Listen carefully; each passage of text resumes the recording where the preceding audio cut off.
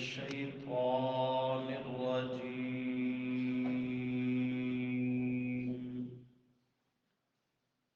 بسم الله الرحمن الرحيم.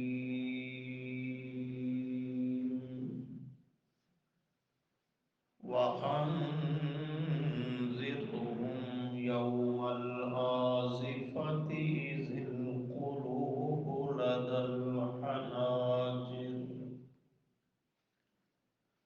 إذ القلوب لدى الحناجر كاظمين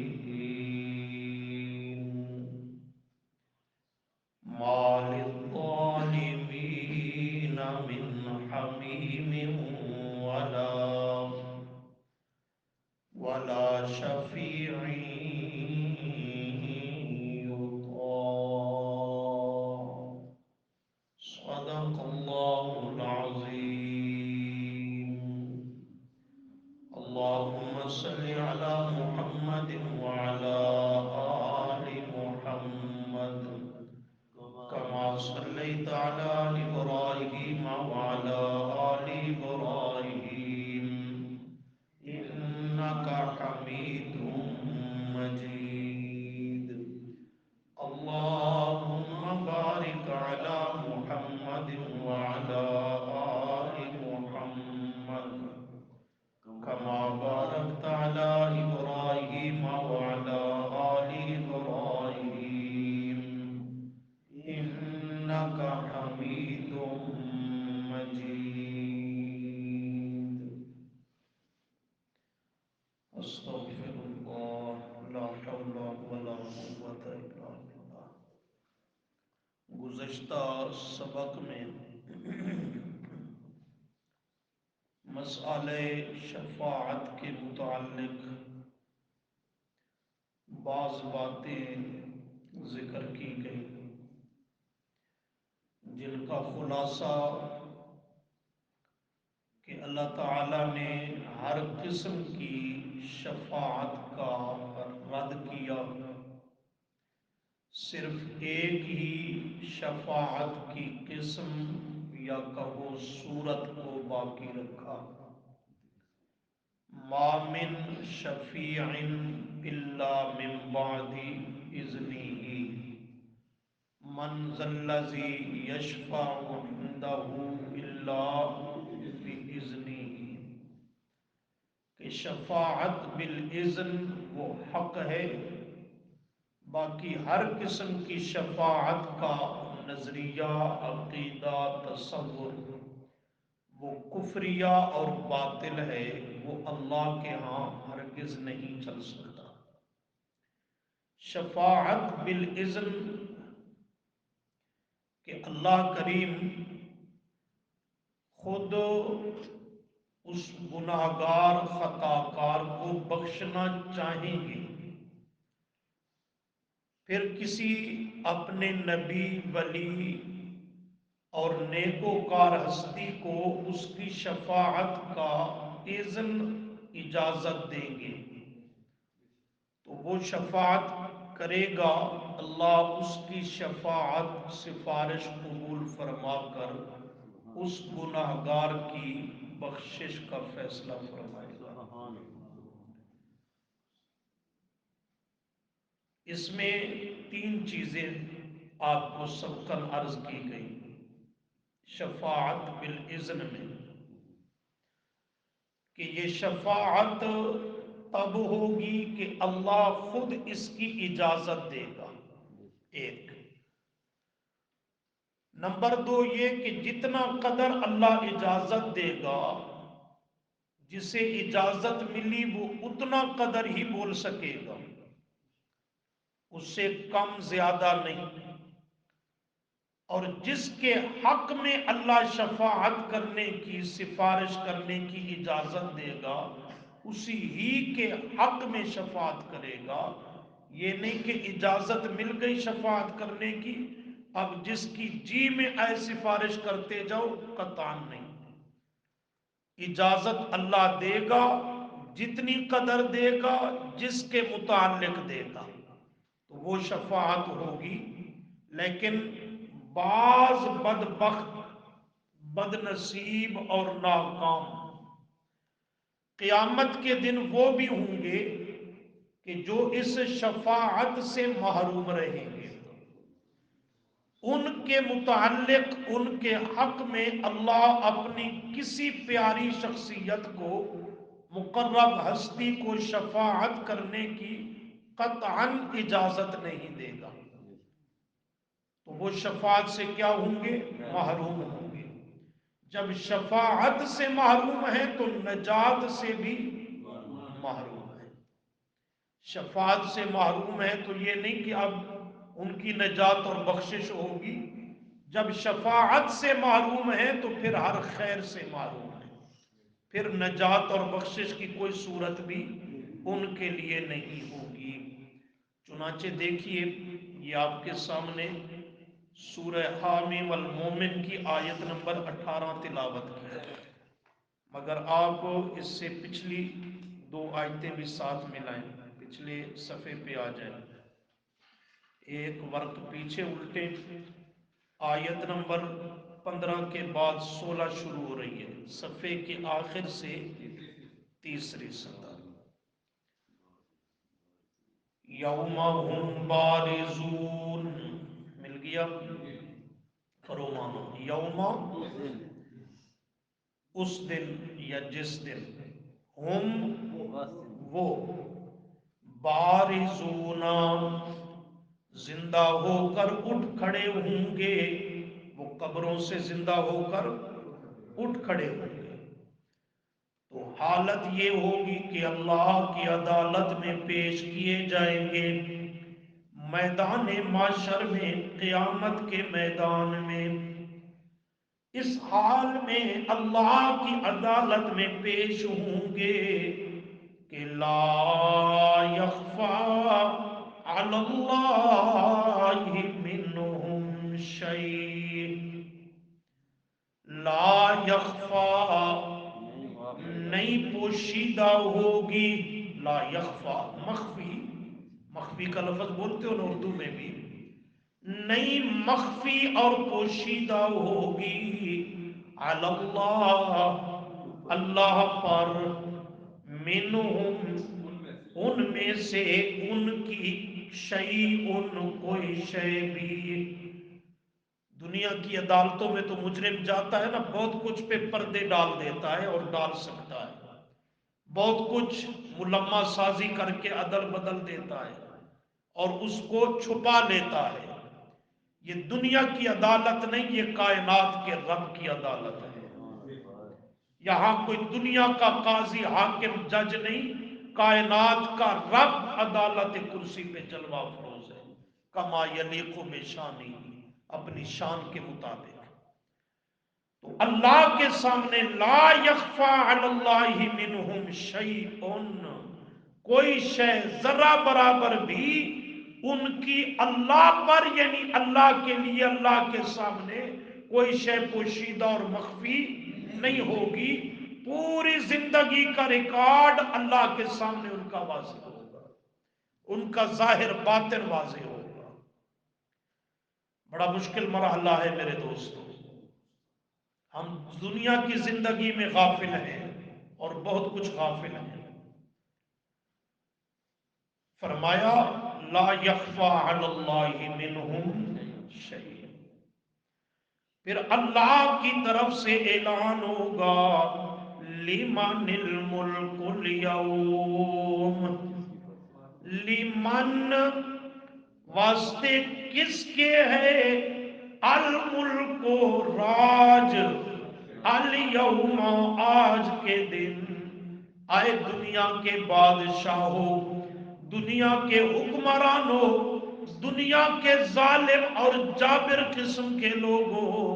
حدیث میں آتا ہے اللہ کی طرف سے آواز ہوگی این الجبارون، این المتکبرون، کہاں ہیں جابر، متکبر، سرکش، دنیا کے حاکم اور حکمران، دنیا کے اندر اپنے عہدے اور طاقت پہ ناز کرنے والے؟ آج ذرا بتاؤ میں اللہ کو، لمن الملک اليوم، آج کس کا راج ہے، کس کی حاکمیت ہے، کس کی بادشاہی ہے، الملک، ملک اور ملک آج کس کا ہے؟ کوئی اتنا بھی بولنے کی جرت نہیں کر سکے گا کہ اللہ تیرا راج ہے، تیری حکمرانی اور سلطانی ہے۔ اللہ کے سامنے اتنی درست بات کرنے کی بھی کسی کو جرت اور اجازت نہیں ہوگی۔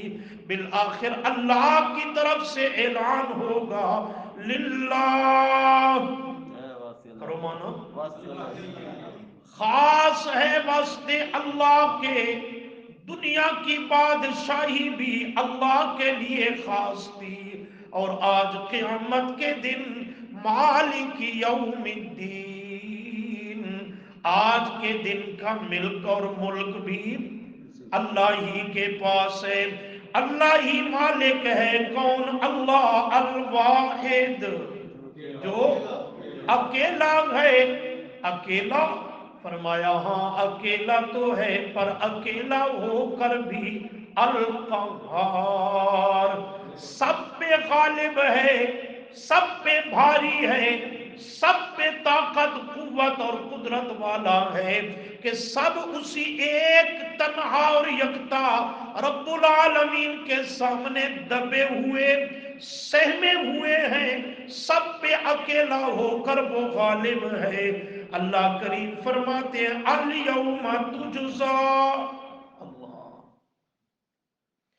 الیوم، کرو مانا، آج کا وہ دن ہے کہ تجزا، بدلہ دیا جائے گا، جزا بے معنی بدلہ، بدلہ جزا دی جائے گی، کل نفس، ہر نفس کو، ہر جان کو، بما کسبت، اس کے کمائی اور کسب کے مناسب، کما تدین تدان، جیسا کر کے جائے گا ویسا اسے جزا اور بدلہ ملے گا۔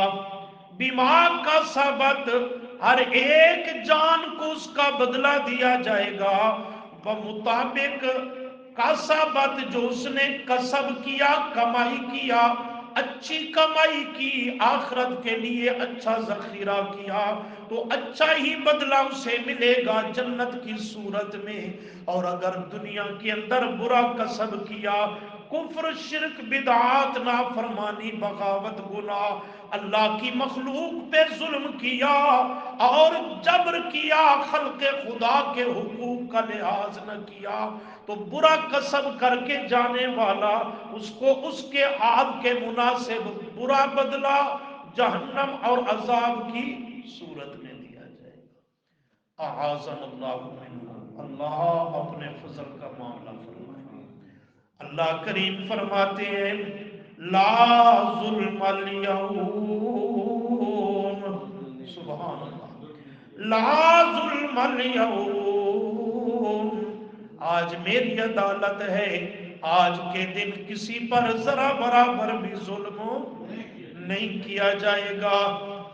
ان اللہ، بے شک اللہ تعالی سریع الحساب، کرو مانا، بہت جلد، سریع، سرعت، سرعت کہتے ہیں جلدی کو، بہت جلد حساب لینے والا ہے۔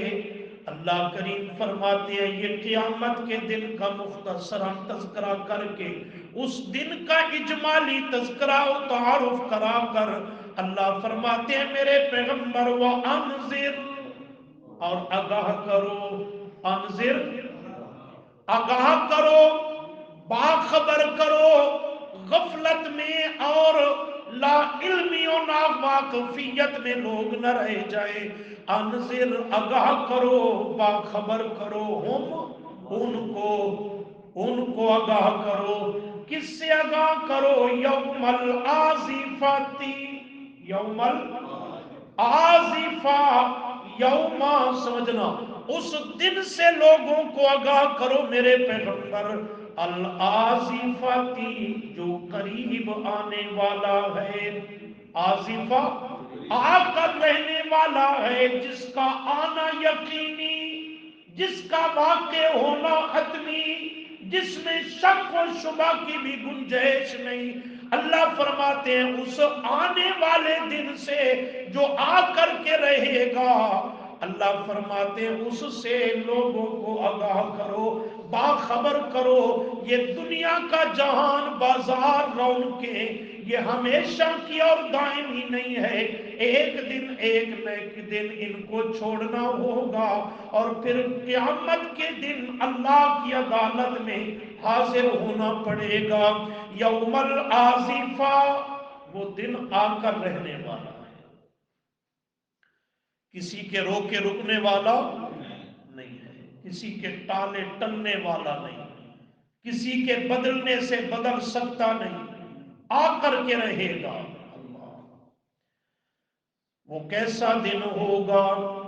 فرمایا اذ القلوب، دیکھ رہے ہو، اذ القلوب، اس کا معنی جب، القلوب جمع قلب کی، قلب کا معنی دل، اذ القلوب جب دل لوگوں کے لدل حناجر، لدا پہنچ جائیں گے، الحناجر حلق پر، گلے پر، یہاں پر پہنچ جائیں گے۔ کیا معنی؟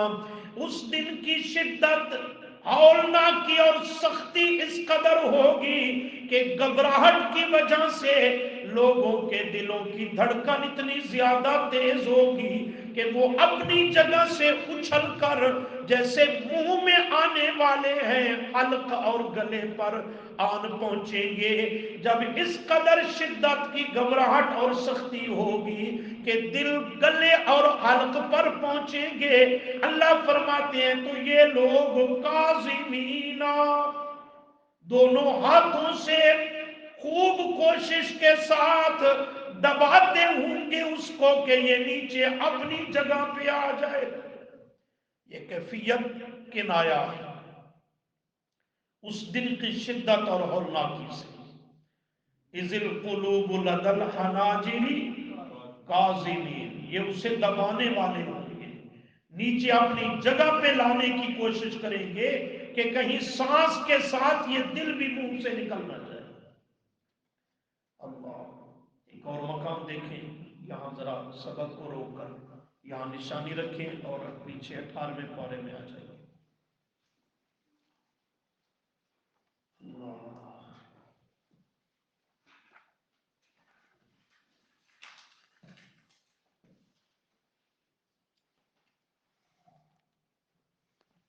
صفحہ 566،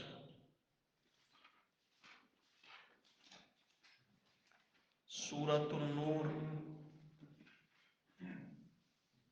آیت نمبر 36 کے بعد 37، صفحے کے شروع سے 5ویں سطر۔ رجال اللہ تلہیہم، مل گیا جی؟ رجال، مرد، رجل کی جمع، کیا معنی کریں گے؟ مرد، ایسے مرد کے لا تلہیہم، نہیں غفلت میں ڈالتی ان کو، تجارت، ان کی تجارت، ولا بیع، اور نہ ہی بے شرا، خرید و فروخت، انہیں غافل نہیں کرتی، غفلت میں نہیں ڈالتی، کس چیز سے؟ عن ذکر اللہ، اللہ کے ذکر سے، اللہ کی یاد اور اللہ کے دین سے ان کی تجارت، بے شرا کام کاروبار انہیں غفلت میں نہیں ڈالتا۔ کیا معنی؟ کاروبار تجارت کرتے ہوئے بھی، دنیا کا کام کاج کرتے ہوئے بھی اللہ کے ذکر سے وہ غافل نہیں ہوتے۔ نمبر 2، بالخصوص و اقام الصلاۃ، اور نماز کو قائم کرنے سے بھی دنیا کا کام کاج اور دھندا انہیں غفلت میں نہیں ڈالتا۔ وَإِيتَاءِ الزَّكَاةِ، اگر صاحب نصاب ہو گئے ہیں تو دنیا کی محبت اور حرص و لالچ انہیں زکوٰۃ ادا کرنے سے بھی غفلت میں نہیں ڈالتی۔ اللہ کریم فرماتے ہیں یہ ساری چیزیں کیوں ان کو حاصل ہیں کہ باوجود دنیا کا کام کاج کرتے ہوئے، کاروبار تجارت چلاتے ہوئے، بے شراء کرتے ہوئے، اللہ کا ذکر بھی باقی چل رہا ہے، نماز کی اقامت اور پابندی بھی ہے، زکوٰۃ کی ادائیگی بھی ہے۔ اللہ سبب کیا ہے، وجہ کیا ہے؟ یہ سب کچھ دنیا کماتے ہوئے بھی تیرے دین اور عبادت سے غافل کیوں نہیں ہوتے؟ اللہ فرماتے ہیں یخافون، یہ وجہ ہے، یخافون، وہ ڈرتے رہتے ہیں، خوف اپنے دل میں رکھتے ہیں، یومن، اس دن کا، یومن، اس دن کا خوف اپنے دل میں جمائے رکھتے ہیں۔ کون سا دن؟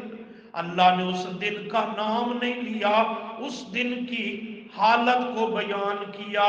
وہ کیسا دن ہوگا؟ فرمایا تتقلب فیہ القلوب، تتقلب، قلب یقلب، کسی شے کو الٹ پلٹ دینا، تتقلب، الٹ پلٹ ہوتے ہوں گے، فیہ، اس دن میں، القلوب، لوگوں کے دل الٹ پلٹ ہوتے ہوں گے۔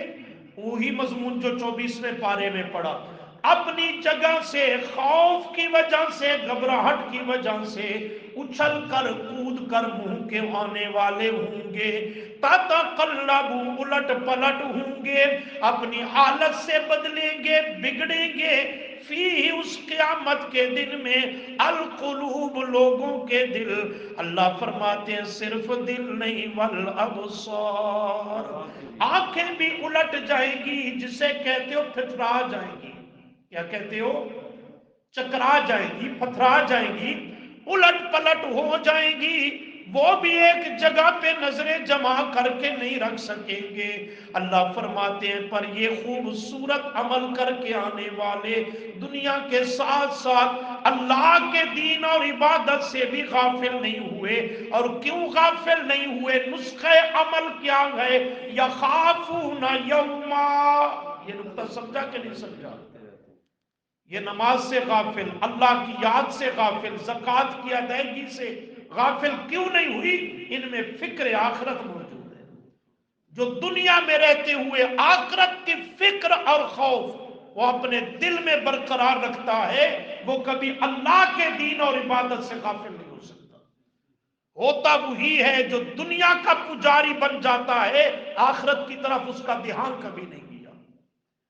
اللہ فرماتے ہیں یہ دن تو بڑا سخت ہوگا، بڑی شدت اور ہولناکی کا دن ہوگا، لیکن دنیا میں میرے دین سے وفا کرنے والے، میری عبادت کا اہتمام کرنے والے، انہیں کوئی فکر اور پریشانی نہیں ہوگی۔ کیوں؟ فرمایا اس لیے کہ لیجزیہم اللہ، سبحان اللہ، لیجزیہم اللہ، تاکہ بدلہ دے ان کو اللہ کریم، تاکہ بدلہ دے ان کو، کیسا بدلہ دے؟ احسانہ، بہت بہتر، بڑھا چڑھا کر، اپنے فضل شامل کر کے، احسانہ، بہت بہتر اور عمدہ بدلہ دے گا ان کو اللہ کریم۔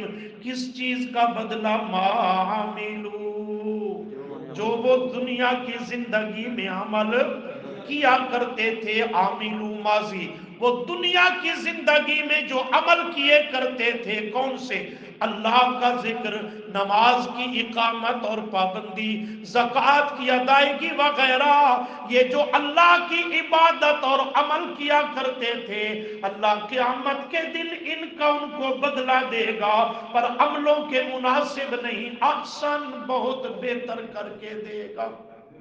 بس فرمایا نہیں، وَيَزِيدَهُمْ، کرو مانا، عطا کرنے پہ آئے تو بے حد و حساب عطا کر دے گا، سبحان اللہ۔ وَيَزِيدَهُمْ، اور بڑھا دے گا ان کو، یعنی ان کے اعمال کے بدلے اور اجر کو بڑھا دے گا، ان کو بڑھائے گا، ان کے اجر کو بڑھائے گا۔ کیسے؟ من فضلی، اپنے فضل سے بڑھا دے گا۔ عمل کے ساتھ جب فضل مل جائے گا تو اللہ اس کے اجر کو بڑھا دیں گے۔ یا اللہ یہ تو آخرت کا اجر ہوا، آخرت کے دن کے انعامات ہوئے، یہاں دنیا میں کیا ملے گا؟ زکوٰۃ ادا کی، مال تو کم ہو جائے گا، عشر ادا کیا، پیچھے سامان غلہ کم رہ جائے گا، تیری راہ میں مال خرچ کیا، پیچھے کم پڑ جائے گا۔ اللہ فرماتے ہیں نہیں نہیں، یہ شیطانی دھوکہ ہے، اپنے دل و دماغ سے نکال لو۔ اللہ کیوں فرمایا واللہ یرزق من یشاء بغیر حساب؟ واللہ، اور اللہ کریم، یرزق عطا کرتا ہے، دیتا ہے، من یشاء جس کو چاہتا ہے، پر کیسے دیتا ہے؟ بغیر حساب، بغیر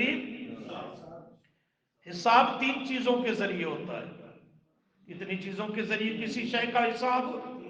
ایک، گن کر دینا، 10 چیزیں دے دی، 20، 100، 1000، گن کر کے چیز کو دینا، وہ حساب کر کے دینا ہے۔ اللہ فرماتے ہیں بغیر حساب، میں گن گن کر کے نہیں دوں گا جیسے تم میری راہ میں گن گن کر کے دیتے ہو، نہیں، میں گن گن کر نہیں دوں گا، بغیر حساب۔ دوسری کون سی صورت ہوتی ہے؟ ماپ کر۔ دکاندار کپڑے والا وہ حساب کر کے کپڑا دیتا ہے، کس سے حساب کرتا ہے؟ ماپ کر دیتا ہے۔ اللہ فرماتے ہیں بغیر حساب، میں اللہ جب عطا کرنے پہ آتا ہوں تو میں نے کبھی ماپا نہیں ہے، بغیر حساب کے عطا کرتا ہوں۔ اور تیسرا حساب کا طریقہ ہوتا ہے تول کر دینا، وزن کر کے دینا، کلو ہے، من ہے، کتنا ہے، بغیر حساب، میں اللہ بغیر حساب کے دیتا ہوں، کبھی وزن اور تول کے نہیں دیا۔ کسی شے کے حساب کے طریقے صورتیں 3 ہیں۔ اللہ فرماتے ہیں واللہ یرزق من یشاء بغیر حساب، تو وہ دن کون سا ہے؟ تتقلب فیہ القلوب والابصار۔ آ جائیے سبق دیں۔ وَأَنذِرْهُمْ يَوْمَ الْآزِفَةِ إِذِ الْقُلُوبُ لَدَى الْحَنَاجِرِ، صفحہ 748، شروع سے دوسری لائن۔ اِذِ الْقُلُوبُ، جب لوگوں کے دل، لَدَى الْحَنَاجِرِ، پہنچ جائیں گے حلق پر، گلے پر، تو کیا کریں گے؟ کاظمین، دبانے والے ہوں گے، نیچے کرنے کی اس کو کوشش کریں گے تاکہ اپنی جگہ پہ آ جائے۔ اللہ کریم فرماتے ہیں، سمجھنا سبق کا جملہ آ رہا ہے، اس خوفناک اور ہولناک دن کے اندر جو اہل ایمان شفاعت کے مستحق ہوں گے، ان کی تو میرے محبوب کی شفاعت کی وجہ سے اللہ کریم نجات اور بخشش کر دے گا، پر کئی ایسے بدبخت بھی ہوں گے جن کو شفاعت سے محروم رکھا جائے گا، ان کے حق میں شفاعت کرنے کی اجازت نہیں دی جائے گی۔ اللہ وہ کون ہوں گے ان کا تعارف کرواتے ہوئے فرمایا مال الظالمین، ما نافیہ ہے، مال الظالمین، نہیں ہے واسطے ظالموں کے، نہیں ہوگا واسطے ظالموں کے۔ ظلم کون سا؟ ان الشرک لظلم عظیم، 13واں پارہ سورہ 21واں پارہ، 21واں پارہ سورہ لقمان، آیت نمبر 13، فرمایا یا بنی لا تشرک باللہ، آئے میرے پیارے بیٹے، میرے لخت جگر خیال کرنا، میں ابا لقمان کی نصیحت و وصیت کا لحاظ رکھنا کہ لا تشرک باللہ، کرو مانا اللہ کے ساتھ کسی کو بھی شریک نہ کرنا۔ کیوں؟ اس لیے کہ ان الشرک لظلم عظیم، بے شک شرک کیا ہے؟ ظلم عظیم ہے۔ ظلم ادھر ظلم ہے لیکن ظلم بھی نچلے درجے کا نہیں، عظیم بہت بڑا ظلم ہے، اللہ کی بغاوت اور اللہ کے دین سے غداری ہے، شرک ظلم عظیم ہے۔ اسی کو فرمایا مال الظالمین، یعنی مال المشرکین، واسطے ظالموں کے یعنی مشرکوں کے اللہ فرماتے ہیں نہیں ہوگا من حمیم، کوئی حمایتی، کوئی مددگار، کوئی دلی اور جگری یار قیامت کے دن مشرکوں کے لیے نہیں ہوگا۔ نمبر 2، ولا شفیع، ولا ولا پڑھو تو صحیح، ولا شفیع، اور نہ کوئی سفارشی ہوگا، ایسا سفارشی یطاع جس کی بات اور سفارش مانی جائے، اطاعت کی جائے، یطاع کا لفظ جس کی اطاعت کی جائے، کہنا مانا جائے۔ فرمایا ان کے حق میں کوئی بھی ایسی سفارش کرنے والا ہی نہیں ہوگا جس کی سفارش اللہ کے ہاں چل سکے، قبول کی جائے، اللہ کے ہاں مانی جائے۔ قرآن نے مسئلہ سمجھا دیا، شرک کرنے والے مشرک کو قیامت کے دن شفاعت سے محروم رکھا جائے گا۔ نبی کریم صلی اللہ علیہ وسلم کے فرمودات احادیث وہ بھی اسی پر ترجمانی کرتی ہوئی دلالت کرتی ہیں۔ آپ نے فرمایا کل قیامت کے دن میں اپنی گناہگار امت کی شفاعت کروں گا، سفارش کروں گا۔ صحابہ کرام متوجہ ہوئے، اللہ کے محبوب ساری اپنی گناہگار امت کی، سمجھنا آپ شفاعت کریں گے؟ میرے آقا نے فرمایا ہاں ہاں اپنی گناہگار امت کی شفاعت کروں گا، پر خیال کرنا ایک گناہ اور جرم کر کے میرے سامنے نہ آنا۔ اللہ کے محبوب وہ کون سا گناہ اور جرم ہے کہ ہم آپ کا آمنا سامنے نہ کریں؟ آپ نے فرمایا الشرک باللہ، وہ کون سا جرم ہے؟ شرک والا جرم ہے۔ اگر شرک کر کے آئے، عقیدے میں شرک ہے یا عمل میں شرک ہے، فرمایا قیامت کے دن اللہ کریم مجھے شرک کرنے والوں کے حق میں شفاعت کرنے کی اجازت نہیں دے گا۔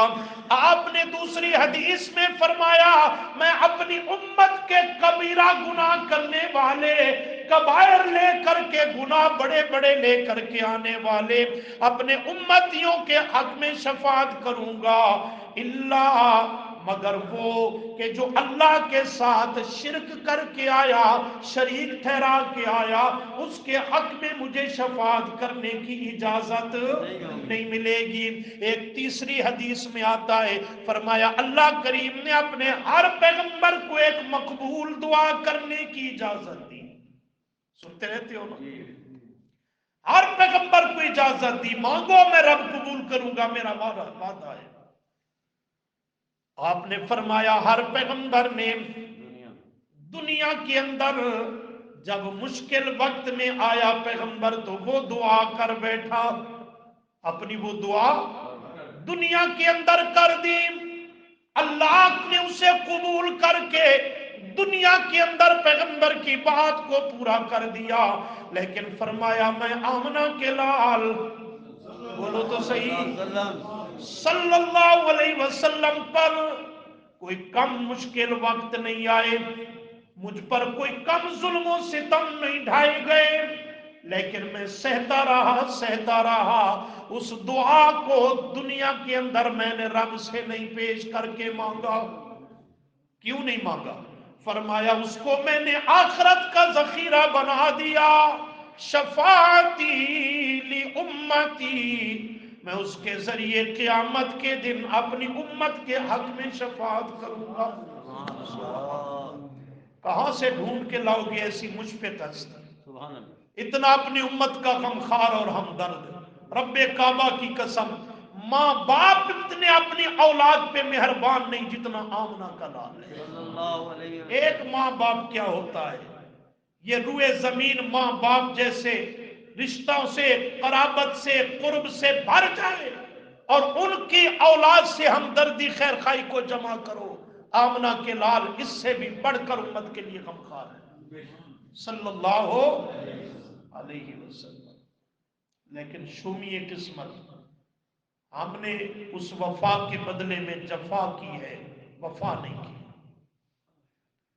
آج ہم بھی اپنی سیرت و کردار کو دیکھیں کہ اس محبوب پیغمبر کی تعلیمات کو ہم نے کس قدر اپنایا ہے، آپ کی سیرت و سنت کو ہم نے کس قدر اپنایا ہے.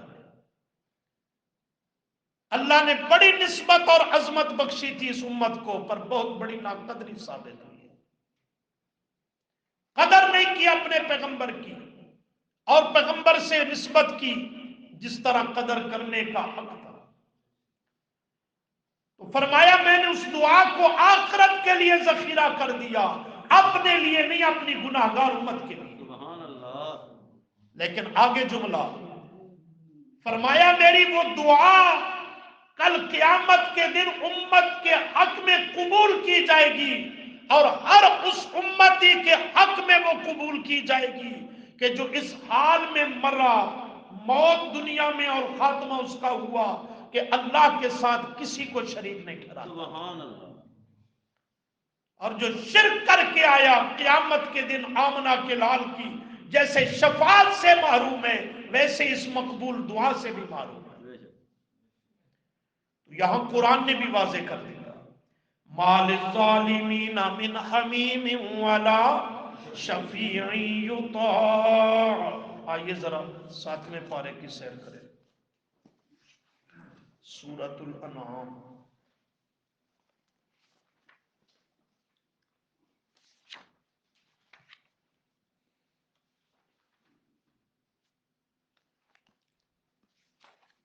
اللہ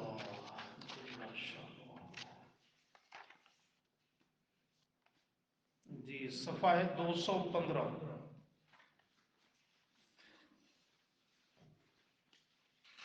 صفحے کی آخری سطر، آیت نمبر 69 کے بعد 70. صفحہ 215 مل گیا جی. آخری سطر دیکھیں وَذَرِ الَّذِينَ اتَّخَذُوا دِينَهُمْ وَذَرِ الَّذِينَ. زر کا معنی ہوتا ہے چھوڑ دینا، زر کا معنی چھوڑنا. وَذَرِ الَّذِينَ، اور چھوڑ دیجئے میرے پیغمبر ان لوگوں کو، چھوڑ دیجئے یعنی ان سے قطع تعلق ہو جائیے، انہیں اپنے حال میں چھوڑ دو، ان کا معاملہ میں رب کے سپرد ہے، آپ کا ان سے تعلق نہیں، ان کا آپ سے تعلق نہیں. یہ مطلب ہے چھوڑنے کا. وَذَرِ الَّذِينَ، اور چھوڑ دیجئے میرے پیغمبر ان لوگوں کو، کن لوگوں کو؟ اتخذوا، کرو مانا، جنہوں نے بنا لیا دینہم، اپنے دین کو بنا لیا. کیا بنا لیا؟ لعبن، کھیل، لعبن کھیل، ولہون اور تماشا. یہیں پہ رہو، آگے نہ جاؤ. لعبن ولہون، جنہوں نے میرے پیغمبر اپنے دین کو کھیل تماشا بنا لیا، آپ ان کو ان کے حال پہ چھوڑ دیجئے، ان کا آپ سے تعلق اور واسطہ نہیں، آپ کا ان سے نہیں. کن سے؟ جنہوں نے اپنے دین کو کھیل تماشا بنا لیا. کھیل تماشا کیا ہے؟ ذرا آج معاشرے میں غور کرو، آج بھی لوگوں نے دین کو کھیل تماشا بنایا نہیں بنایا؟ ربیع الاول کے مہینے میں دیکھو یہ بھنگڑا، یہ ڈانس، عید، جشن عید میلاد کے نام پر، یہ چراغاں، یہ قمقمے، یہ مرد و عورت کا مخلوط جلوس ہیں، یہ سب کھیل تماشا نہیں تو کیا ہے کوئی اس کی خیر القرون میں نظیر اور مثال؟ یہ سب کھیل تماشا ہی ہے. عرسوں کے موقع پر درباروں پہ جا کر کے دیکھو، قوالیاں، رقص، ڈانس اور طرح طرح کے کفریات اور شرکیات، یہ ہے انہوں نے اپنے دین کو کیا بنا لیا؟ کھیل تماشا بنا لیا. محرم کے مہینے میں آؤ، یہ پٹکا، یہ زنجیر زنی، یہ ماتم، یہ واویلا، نوحہ بین، یہ جلوس، یہ کبھی آگ کے انگاروں سے گزرنا اور کودنا، کبھی کوئی رنگ کبھی کوئی رنگ، یہ سب کیا ہے؟ دین کو کھیل تماشا بنا دیا۔ یہی کھیل تماشا ہے۔ میرے پیغمبر ایسے مشرکوں کو اور بدعتیوں کو، دین کا حلیہ بگاڑ دینے والوں کو، میرے پیغمبر چھوڑ دیجئے، ان بدبخت اور بے دین بد دین قسم کے لوگوں سے آپ کا کوئی تعلق نہیں ہے۔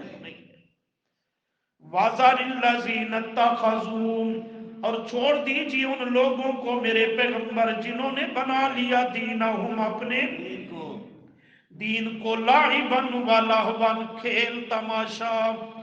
کیوں بنا لیا؟ وَغَرَّتْهُمُ الْحَيَاةُ الدُّنْيَا، اور دھوکہ دیا ان کو دنیا کی زندگی نے، دنیا کی زندگی اور رونقوں کے دھوکے میں آ گئے، اللہ کے اصل دین کو نہ سمجھا، نہ سیکھا، نہ پہچانا، نہ جانا، نہ ماننے اور قبول کرنے کے لیے تیار ہوئے۔ ان کو چھوڑ دیجئے میرے پیغمبر۔ یا اللہ، چھوڑنے کا کیا مطلب؟ اب انہیں واعظ و نصیحت بھی نہ کروں، دعوت و تبلیغ بھی نہ کروں؟ فرمایا نہ میرے پیغمبر، یہ مسئلہ تو ان کو پہنچانا اور سمجھانا ہے، واعظ و نصیحت تو کرنی ہے۔ چھوڑ دینے کا مطلب یہ ہے کہ وہ آپ کے نہیں، آپ ان کے نہیں ہیں، جب تک وہ راہ راست پہ نہ آ جائے۔ باقی رہی بات مسئلہ سمجھانے کی، تو وَذَكِّرْ کرو مانا، اور نصیحت کرو میرے پیغمبر، بھی اس قرآن کے ذریعے، ہی ضمیر کا مرجع قرآن ہے، بھی اے بالقرآن، اور نصیحت کرو میرے پیغمبر قرآن کے ذریعے۔ ان بے دینوں کو مسئلہ سمجھاؤ کس کے ذریعے؟ ہاں، کتابڑیاں کتوبڑیاں نہیں۔ اور دوسرے مقام پہ صاف جملہ آیا، یہاں تو ذکر بھی ہی آیا، اور 26ویں پارے میں سورہ قاف کی آخری آیت میں آیا فذکر بالقرآن، صریح جملہ آیا، فذکر بالقرآن، پس نصیحت کر، واعظ کر میرے پیغمبر، بالقرآن، اس چیز کے ذریعے؟ قرآن کے ذریعے۔ وَذَكِّرْ بِهِ، اور نصیحت کرتے رہو میرے پیغمبر ان کو قرآن کریم کے ذریعے، ان تبصلا، کہ وہ گرفتار نہ ہو جائے، ان کے تبصلا، پکڑ میں نہ آ جائے، نفس، کوئی جان، بما کسبت، بسبب اپنے برے کسب اور کمائی کے۔ انہوں نے اللہ کے دین کو کھیل تماشا بنا لیا، اسی پر ان کا خاتمہ ہو گیا، تو اللہ کی پکڑ میں آ جائیں گے، مارے جائیں گے، عذاب میں مبتلا کر دیے جائیں گے۔ لہٰذا بھی تو مہلت ہے میرے پیغمبر، موت نہیں آئی، دنیا کی زندگی باقی ہے۔ اب اسی کو غنیمت سمجھتے ہوئے ذکر، ان کو نصیحت کرو، سمجھاؤ قرآن کے ذریعے، تاکہ کوئی تو راہ راست سے آ جائے اور رب کی پکڑ سے بچ جائے۔ اور اگر اسی پہ خاتمہ ہو گیا، اللہ کی پکڑ میں آ گئے، تو نتیجہ کیا ہوگا پھر؟